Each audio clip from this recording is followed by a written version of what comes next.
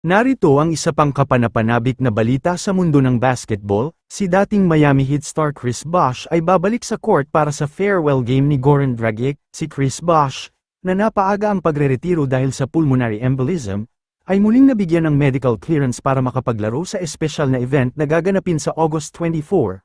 Matagal na mula noong huling nakita natin si Bosh sa NBA, noong 2016 pa. Si Dragic, na dating point guard ng Miami Heat, ay kamakailan lang nagretiro matapos ang 15 season. Bilang pagbibigay-pugay, nag-organisa ang kanyang mga dating kakampi at kaibigan ng isang farewell game para sa kanya sa kanyang hometown sa Slovenia. Ang event na ito ay tinawag na The Night of the Dragon, isang 2 araw na selebrasyon na magtatapos sa laro sa Sabado, alas 2 ng hapon sa oras sa Eastern Time. Maraming bituin ang makikilahok sa laro.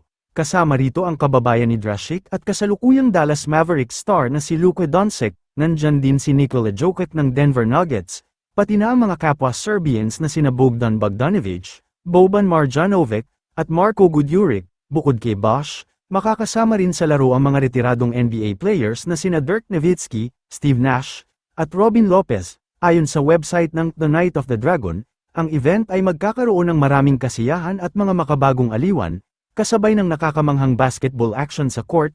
Tampok ang mga kaibigan ni Goran sa basketball, isang pambihirang pagkakataon nito para sa mga European fans na masaksihan ang ilan sa mga pinakamahusay na kasalukuyan at dating NBA players na maglaro sa iisang court habang ipinagdiriwang ang pagreretiro ni Dragic. Si Dragic ay isa pa rin sa mga pinakaminamahal na manlalaro sa kasaysayan ng Miami Heat. Nakamit niya ang kanyang tanging All-Star appearance kasama ang team noong 2018.